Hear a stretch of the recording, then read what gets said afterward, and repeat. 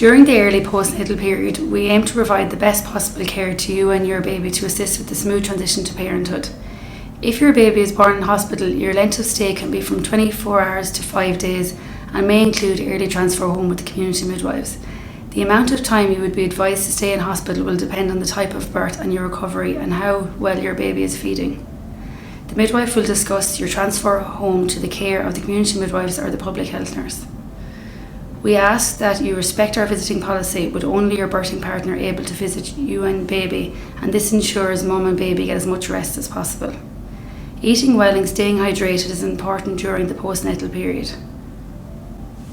Your personal hygiene and wound care is essential in the postnatal period to keep you and your baby safe and well. The midwife will examine you to assess you are well and recovering both physically and emotionally, and support you and your baby as you transition to motherhood. Referrals to specialist services such as lactation and physio will be completed during your stay in the unit. Before discharge, your baby will have a series of discharge checks, including a hearing screen, baby physical check and a weight. We will notify your public health nurse of the birth and ask you to give her your discharge summary along with your GP. Your public health nurse will visit you in the first 10 days after birth, and the GP should see you at 2 weeks and 6 weeks.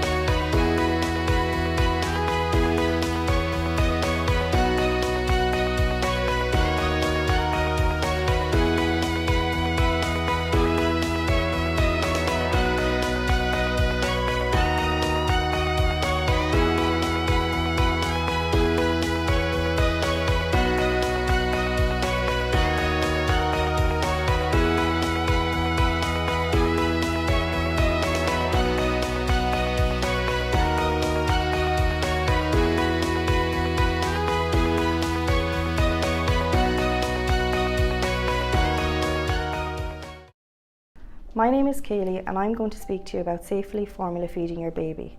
There are two types of infant formula, a ready-to-feed liquid which has been pre-prepared and is more expensive, and a dry powdered formula which is more cost-effective and prepared before a feed. Always read the instructions and prepare formula as per the manufacturer's guidelines, making sure to use the exact volume of water and formula that is required for your baby's age. Speak to your midwife or public health nurse if any advice is required.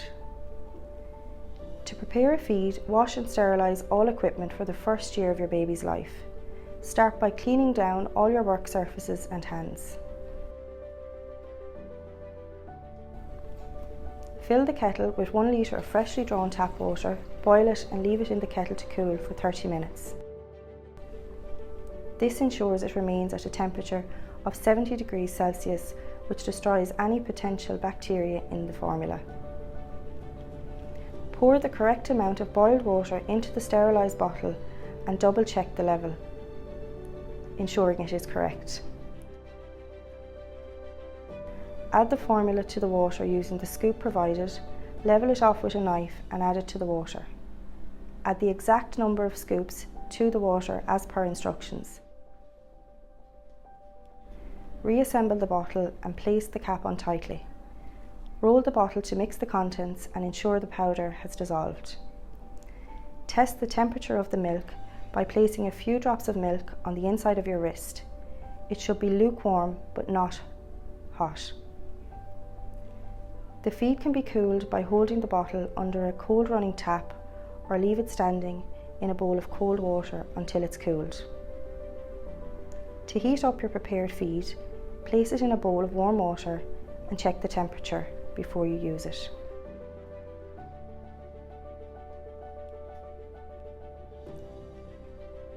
Discard unused milk after 2 hours of it being prepared. It is considered best practice to prepare a fresh feed each time you feed your baby. Your baby should increase feeds gradually every day. At 1 week old, your baby should take 3 to 4 ounces, which is 90 to 120 ml of formula, every 3 to 4 hours.